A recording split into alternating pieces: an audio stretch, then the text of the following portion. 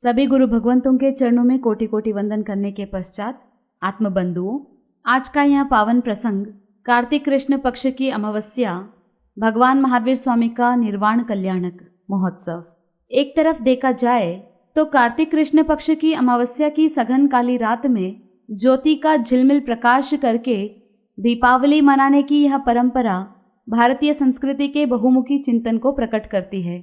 आत्मबंधुओं, भारतीय संस्कृति में दीपावली का औचित्य क्या है, इसका रहस्य क्या है, और खास करके जो देश का इकोनॉमिक्स है, अर्थव्यवस्था है, उसके प्रति दीपावली का क्या कनेक्शन है, ये सारी चीज़ें हमको देखने को मिलेगी। तो आप वीडियो के अंत तक बने रहिए। विजयादशमी खासकर क्षत्रियों का पर्व है। इस अवसर पर राज व्यवस्था, शासक वर्ग अपने निरीक्षण परीक्षण करके उनके गुण दोषों का समीक्षण करते हैं। लेकिन विजयादशमी के बाद दीपावली आती है, वह वैश्यों का पर्व है। वैश्य यानी व्यापारी वर्ग, जो राष्ट्र की आर्थिक धुरा का संचालक होते हैं। कंट्री के इकोनॉमिक्स को बैलेंस करने का कार्य बिजनेसमैन करते हैं। ज्ञानी जन कहते हैं धन से ही राष्ट्र की व्यवस्था चलती है। इसलिए राष्ट्र की आर्थिक प्रगति का लेखा जोखा निरीक्षण परीक्षण कर नवीन योजनाएं बनाने का अवसर मिलता है दीपावली के दिन। अमूमन जो वैदिक परंपराओं में देखा जाता है और अधिकांश भारत के लोग दीपावली को लक्ष्मी और गणेश की पूजा की जाती है। पौराणिक कथाओं में देखा जाता है लक्ष्मी और गणेश के बीच कोई संबंध या रिश्ता नहीं है, देयर इज नो रिलेशन।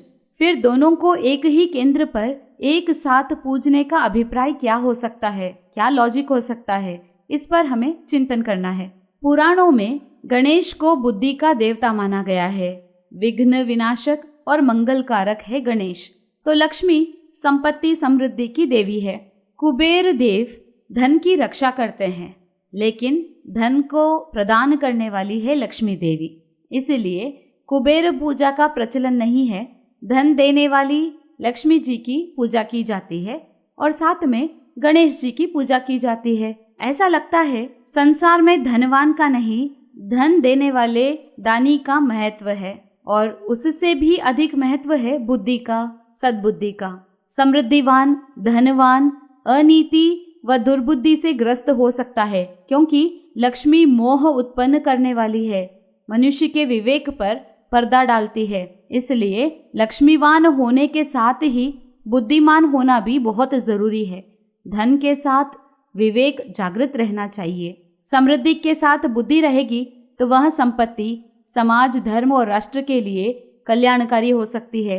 लगता है इसी दृष्टि से विचार करके हमारी समाज व्यवस्था की रीति नीति, त्योहार, पर्व आदि का विधान करने वालों ने लक्ष्मी के साथ गणेश को महत्व दिया है, अर्थात धन के साथ विवेक का बंधन किया, ताकि धन आपके लिए अहितकारी, विनाशकारी न होकर मंगलकारी हो। आत्मबंधुओं, राष्ट्र की अर्थव्यवस्था के बारे में जब बात करते हैं तो यहाँ दीपावली पर्व पर जो गणेश की पूजा की जाती है, उसका प्रतीक क्या है, राजनेताओं को क्या संदेश दिया जा रहा है, इसके बारे में थोड़ा सा चिंतन कीजिए। जिस प्रकार लक्ष्मी पवित्रता चाहती है, उसी प्रकार गणेश जी गंभीरता चाहते हैं। धनपति में यदि गंभीरता नहीं है, छिचोरापन है, तो वह धनी समाज में आदर का प्रतीक नहीं हो सकता। इस बात का संकेत करने के लिए गणेश जी को लक्ष्मी जी के साथ बैठाया जाता है। आज तक कितने ही सालों में आप लोगों ने कितनी ही बार लक्ष्मी जी, गणेश जी की पूजा की, लेकिन कभी ये नहीं जाना कि धनवान होने के साथ साथ विवेकवान होना बहुत ज़रूरी है। पवित्रता के साथ साथ गंभीरता होना आवश्यक है। इसके बारे में आज हम थोड़ा सा चिंतन करेंगे, चर्चा करेंगे। दीपावली पर घर घर में लक्ष्मी गणेश की पूजा होती है। यों भी गणेश जी को विघ्न विनाशक मानकर प्रत्येक कार्य की आदि में पूजा की जाती है। इसका क्या रहस्य है? हाथी का सिर और अन्य प्रतीक स्वयं इन रहस्यों को व्याख्या दे रहे हैं। सबसे पहले लंबोदर। गणेश जी का लंबा और विशाल उदर यानी पेट यह सूचित करता है कि समाज का भला करने वाले नेता, उनको दूसरों की सभी बातें सुनकर हजम कर लेनी चाहिए। डाइजेशन इतना अच्छा होना चाहिए कि नेता को दूसरों की गुप्त बातें व समाज की भलाई बुराई सुनकर अपना हाजमा दुरुस्त रखना जरूरी है। सेकंड आता है लंबे कान। नेता को भली बुरी सभी बातें सुननी पड़ती है। गणेश जी के लंबे लंबे कान बताते हैं कि नेता कानों का भी पक्का होना चाहिए। कानों का कच्चा नेता बहुत खतरनाक होता है, इसलिए कान का पक्का होना नेता का दूसरा गुण है। आत्मबंधुओं, लीडरशिप क्वालिटीज केवल देश को चलाने के लिए ही नहीं, परिवार को चलाने के लिए भी बहुत इंपॉर्टेंट है, क्योंकि जो घर का मुखिया होता है उसमें भी ये सारी क्वालिटीज होनी चाहिए कि घर के अंदर जितने भी सदस्य हैं उनके सभी के अच्छे बुरे जो कमेंट्स है, जो ओपिनियंस है, उन सभी को सुन करके वो बातों को डाइजेस्ट करने की क्षमता रखे। घर का मुखिया कान का कच्चा न हो तभी परिवार सुखद रूप से आगे बढ़ सकता है। नेक्स्ट है गणेश जी के अंदर बड़ा सिर। गणेश जी के स्कंद पर हाथी का विशाल माथा है। बड़ा माथा चिंतनशीलता का प्रतीक है। साथ ही समाज की प्रत्येक चिंता, जिम्मेदारी अपने माथे पर लेकर स्वयं ही पूरा करने का प्रतीक है हाथी का बड़ा माथा। नेक्स्ट है छोटी जीभ। अन्य जीवों की जीभ सदा बाहर की ओर लपलपाती रहती है, परंतु हाथी की जीभ बड़ी विचित्र होती है। वह छोटी होती है और भीतर छुपी रहती है। नेता को अपनी जीभ हमेशा छोटी रखनी चाहिए, अर्थात न तो अधिक बातें करनी चाहिए, न ही अपनी प्रशंसा और दूसरों की निंदा में जीभ हिलाना चाहिए। कहा जाता है बड़ी जीभ घातक होती है, इसलिए हाथी हमें जिह्वा पर संयम रखने की प्रेरणा देता है। चूहे की सवारी। गणेश जी का विशाल शरीर और चूहे की सवारी बड़ा कुतूहल पैदा करती है। It is so astonishing to see such a huge body and vehicle is such a small creature. परंतु उनका वाहन सूचित करता है कि नेता में संयोजन का विचित्र गुण होता है। वह छोटे बड़े सभी को अपने काम में जुटाकर कार्य सिद्धि का साधन बना लेता है। चूहे जैसे क्षुद्र जीव का भी उचित उपयोग कर उससे कार्य सिद्ध करने की कुशलता नेता में होनी चाहिए। इसका अर्थ ये होता है कि चाहे व्यक्ति कैसा भी हो, हर कोई व्यक्ति यूजलेस नहीं होता। हर किसी में कोई ना कोई गुण होता ही है, कोई ना कोई क्वालिटी, कोई ना कोई कार्य करने की क्षमता होती है। उसे पहचान कर उसकी कार्य कुशलता से उस कार्य को पूर्ण करवाना एक नेता का लक्षण होता है। इस प्रकार जिस नेता में गणेश जी के समान उदारता, गंभीरता, सहिष्णुता, चिंतनशीलता, वाणी संयम और सभी के साथ मिलजुल कर कार्य साधने की कला होती है, वही गुणवान नेता, वही घर का गुणवान मुखिया गणेश की तरह लोक पूज्य हो सकता है, परिवार को सुख समृद्धि के साथ रख सकता है। कुछ विद्वानों का यह कथन है कि मर्यादा पुरुषोत्तम राम लंका विजय करके सीता लक्ष्मण सहित अयोध्या लौटे तो अयोध्या वासियों ने पूरे राज्य में विशाल उत्सव मनाया।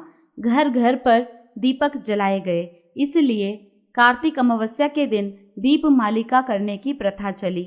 जैन परंपरा के अनुसार भगवान महावीर स्वामी अपने जीवन के 72वें वर्ष में पावापुरी में चातुर्मास बिताते हैं और अपना निर्वाण समय नजदीक आया देखकर कार्तिकवदी चौदस से ही छठम तप करके उसी दिन से अंतिम उपदेश प्रारंभ करते हैं, जो अमावस्या की रात्रि तक निरंतर अविरल चलता रहा।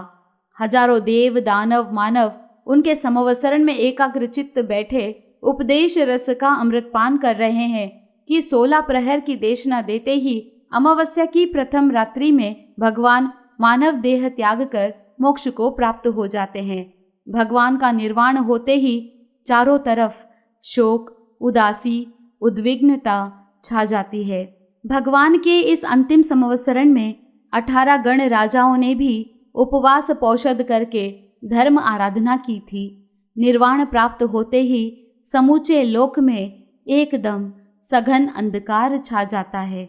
चारों तरफ शोक, उदासी का वातावरण सबको भयाकुल सा बना देता है।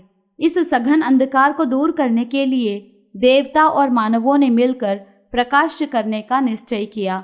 देवताओं ने रत्न एवं मणि दीपों से प्रकाश किया तो मानवों ने घर घर माटी के दिए जलाकर उद्योत किया, अंधकार को भगाया। संकल्प किया, गते से भावुज्जोए दवुज्जोयम करि सामो। इसका अर्थ होता है भाव उद्योत चला गया, अध्यात्म जगत का केवल सूर्य अस्त हो गया, इसलिए अब दीप पंक्तियां प्रज्वलित करके हम द्रव्य उद्योत करेंगे। जैन इतिहास इसका साक्षी है कि भगवान महावीर के निर्वाण दिवस पर इस स्मृति में प्रतिवर्ष कार्तिक अमावस्या को दीपमालिका मनाने की परंपरा थी। भगवान महावीर स्वामी का निर्वाण दिवस होने के कारण जैन परंपरा में दीपावली को ज्योति पर्व तो माना गया है, किंतु इस दिन लक्ष्मी गणेश पूजन की प्रथा क्यों चली, इसका कोई समाधानात्मक उत्तर नहीं मिलता है। लगता है श्रमण संस्कृति के इस उत्सव को ब्राह्मण परंपरा ने भी स्वीकार कर लिया और जैसे इस दिन भगवान महावीर का ध्यान पूजन गुण स्मरण करते हैं, वैसे ही ब्राह्मणों ने इस दिन लक्ष्मी गणेश पूजन की प्रथा चालू कर दी। इस तरह एक तरफ ज्ञान लक्ष्मी की पूजा होने लगी तो दूसरी तरफ धन लक्ष्मी पूजी जाने लगी। आत्मबंधुओं, मिट्टी के दीपक तो रात भर टिमटिमाकर थोड़ा सा प्रकाश फैलाकर बुझ जाते हैं, किंतु इस दिन की प्रेरणा प्राप्त करना घट के भीतर चैतन्य दीपक जलाना है। विवेक, ज्ञान, बुद्धि का प्रकाश पुनः प्रज्वलित होता है, जिसका आलोक युग युग तक मानवता को सन्मार्ग दिखाता रहेगा। अंधकार में भटकने वाले लाखों लोगों के लिए प्रकाश स्तंभ बन जाएगा। एक विचित्र संयोग देखिए कि जिस प्रकार हिंदू संस्कृति में दीपावली के साथ गणेश पूजा जुड़ी है, उसी प्रकार भगवान महावीर स्वामी के निर्वाण के साथ गुरु गौतम का प्रसंग भी जुड़ा है। हिंदू परंपरा में जो महत्व गणेश का है, जैन परंपरा में वही महत्व गुरु गौतम गणधर का है। गणेश गण प्लस ईश अर्थात गण के स्वामी है, इसलिए गणपति भी कहलाते हैं। गौतम भी गणधर है, गणपति है, गण के स्वामी है, आदि मंगलकारक है। प्रत्येक शुभ कार्य की आदि में सर्वलब्धि निधानाय गौतम स्वामी ने नमः यह मंगल मंत्र बोला जाता है। तो इस प्रकार भगवान महावीर जहाँ अनंत चैतन्य के शाश्वत दीप स्तंभ है, वहाँ गुरु गौतम सुख समृद्धि दाता, विघ्न निवारक, मंगलकारक गणपति है और दीपावली की उत्तर रात्रि में उनका ध्यान स्मरण कर इस दीप पर्व को पूरे वर्ष के लिए मंगलमय बनाने की भावना की जाती है।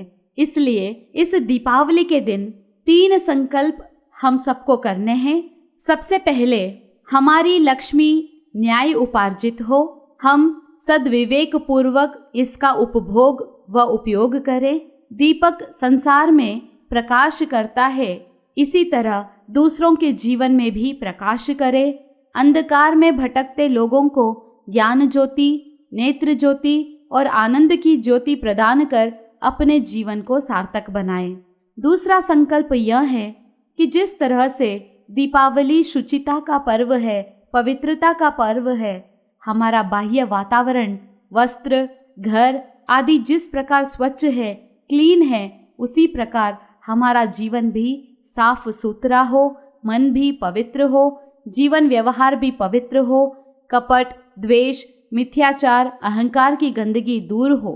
तीसरा संकल्प लेना है, दीपावली पर जिस तरह से लड्डू आदि विविध मिठाइयों का भोग चढ़ता है, मित्र, स्वजन, परिजन सभी को मिष्टान्न का आदान प्रदान करने के साथ मधुरता का भाव बढ़ाए।